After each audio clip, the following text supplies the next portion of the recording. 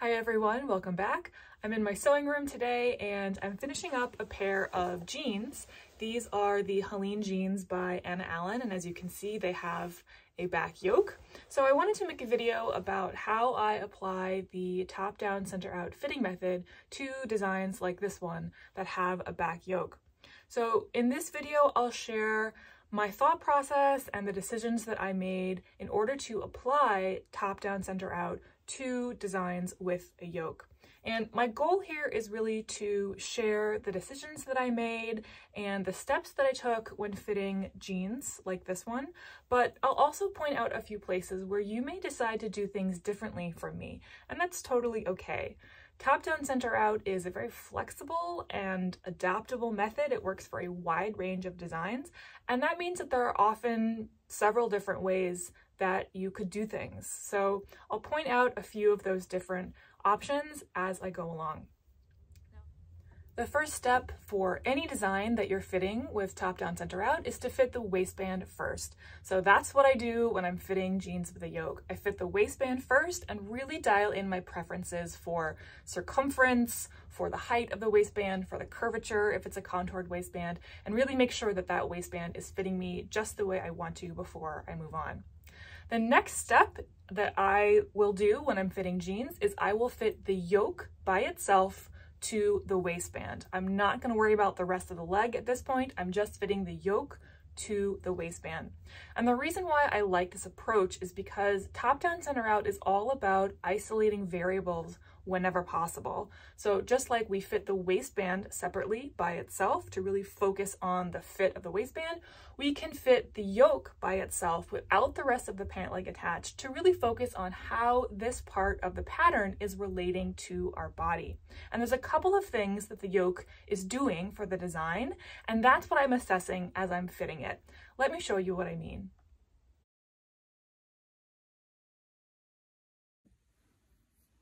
Here is my yoke piece, and here is my corresponding pant leg. And this back yoke functions by directing the fabric around the back of the body to create shaping. So it's essentially creating darts in the back of the pants, here at the side seam, and sometimes also here at the center back. The yoke is also creating a visual element for the design. So this bottom edge of the yoke creates a V-shaped seam that we're all familiar with, and the placement of that V on the body, as well as the distance from the V to the waistband, that helps to create a specific proportion in the back of the jeans. So when I isolate this yoke in the fitting process, I can more easily edit this piece for fit as well as for the visual impact. I can increase or I can decrease the curvature here, or I can lengthen or shorten the height of this yoke to change where this V-shaped seam sits on my torso. So to get started, the first thing I need to do is choose what size yoke to cut out so I can fit it. Now I have a waist measurement that is several sizes different than my hip measurement. So this yoke piece is essentially going to be helping to span that difference. So I thought a lot about what size to start with here, and I think there are a variety of ways you could approach this, but here's how I did it. So my hip measurement puts me at a size 12. And that's what I'm going to cut out for my leg pieces so that I will get the correct crotch and inseam according to top down center out.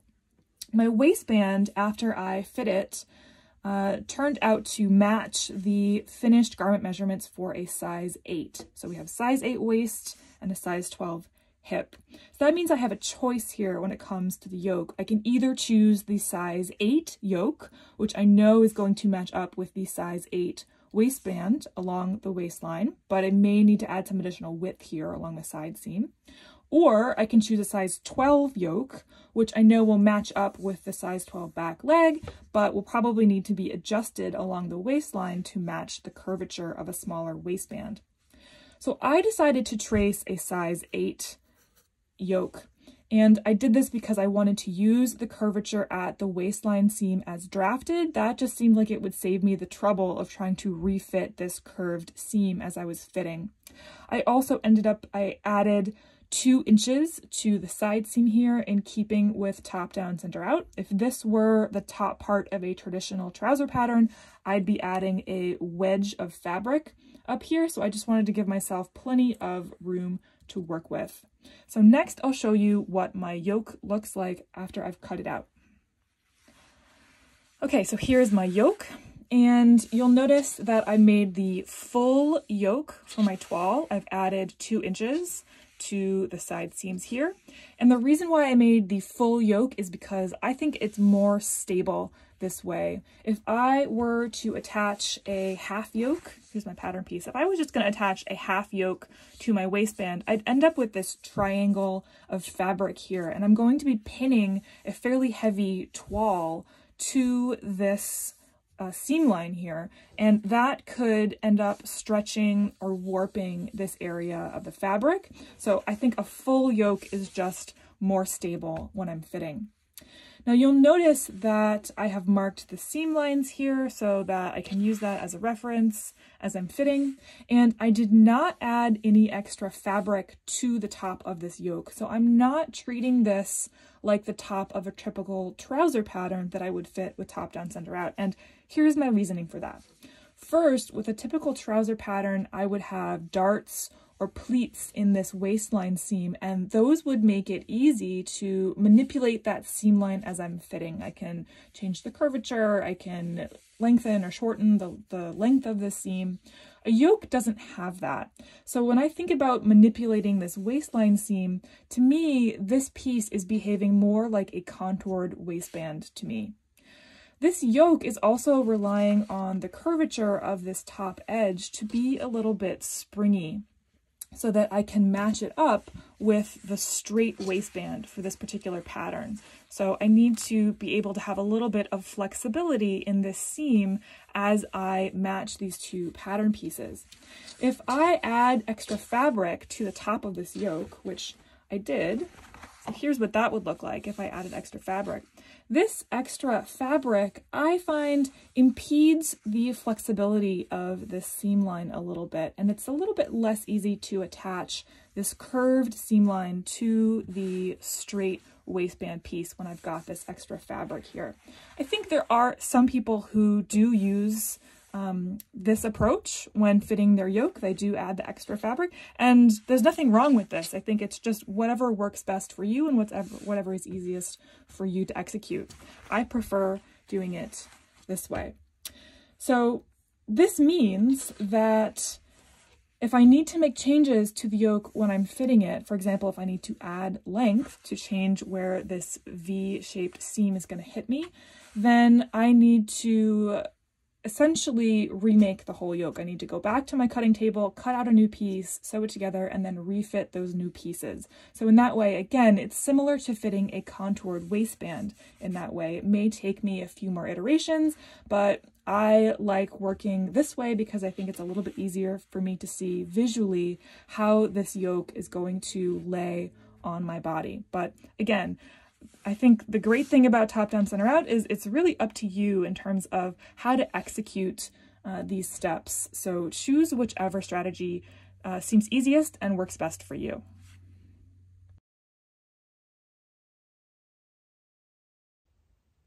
Next, let me show you an example of how I fit the yoke to the waistband. So here I've got my yoke piece cut out and pinned to my waistband. I haven't added anything to the top of the yoke here, but I've added a couple of inches on the sides. And I've just pinned that yoke to the waistband along the original seam lines. Next, I'm securing the waistband to my body at my preferred circumference, and I am aligning the yoke. I'm feeling for that center back seam and just making sure it's aligned to my center back. And here I'm really looking for two things. I am assessing where the V, the bottom seam line on this yoke, is falling on my body, and I'm comparing that to the original design. I'm also looking to see if there's any puckering or gaping that's happening, basically indicating that this yoke is not contouring properly to my body. And this looks pretty good to me. I didn't end up making any changes to this particular pattern piece because I liked where the V was hitting me, and I liked the amount of contouring that I was seeing, I wasn't really seeing any fit issues, so I made no changes.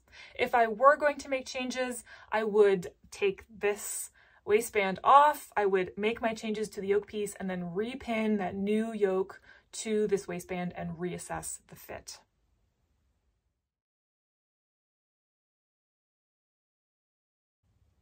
Once I've got my yoke fitting the way I want it to, then I like to baste my yoke to my waistband before I proceed to the next step, which is fitting the one-legged toile. And I like to baste these two pieces together because I think it creates a really stable foundation to work with as I'm fitting the rest of the toile.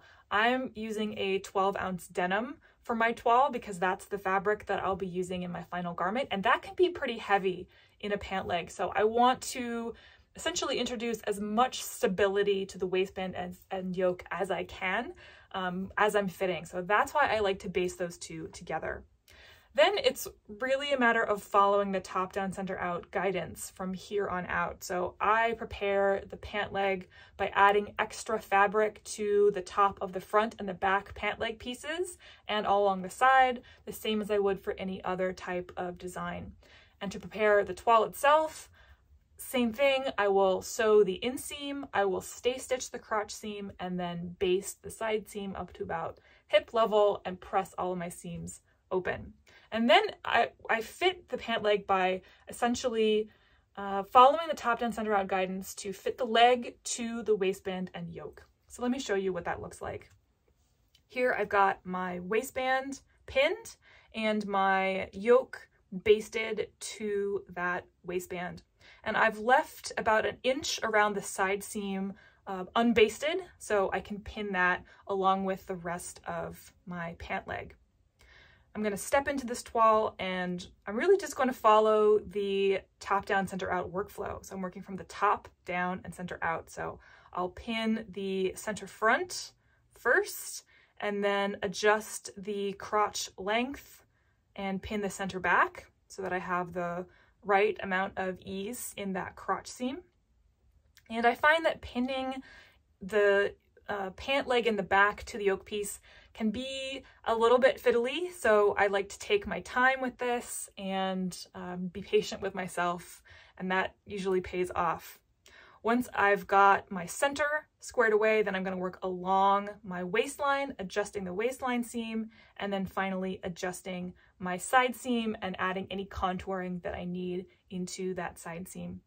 And one other note here is that the seam where your side seam meets that yoke seam, there's sort of like a T-shaped seam here at the side seam where your yoke piece, your back leg, and front leg all meet.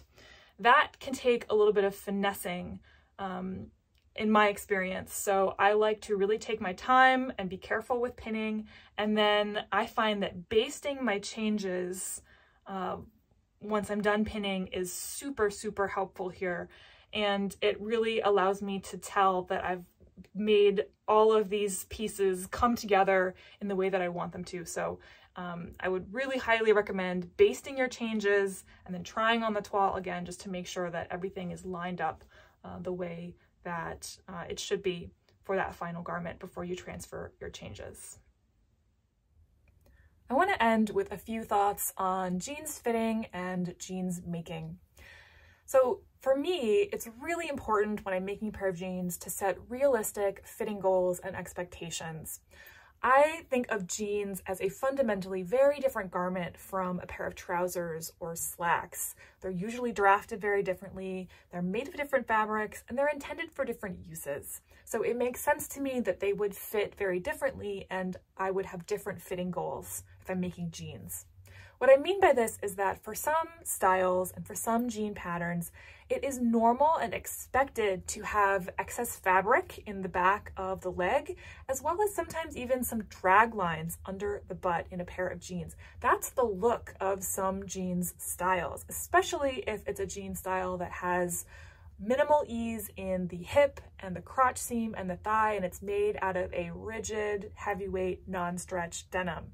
We need that extra fabric back there in this case to help us move around, climb stairs, sit down and go about our day with a full range of movement. So I really try hard not to edit that out if that's the type of jean style that I'm making. My next point is about construction. So some construction techniques for making the fly will have you overlap the center fronts on your jeans, and this can take away from the circumference in the torso. So I would just highly recommend to read through your instructions before you fit your garment, and just, if you need to, account for that overlap in the fly as you're fitting. And then my final note is about denim. Denim is a really interesting fabric. It has a long history, and it is a twill weave, so it can shrink in the wash and it can relax and grow on the body. And that poses, I think, some unique challenges when we're thinking about the fit.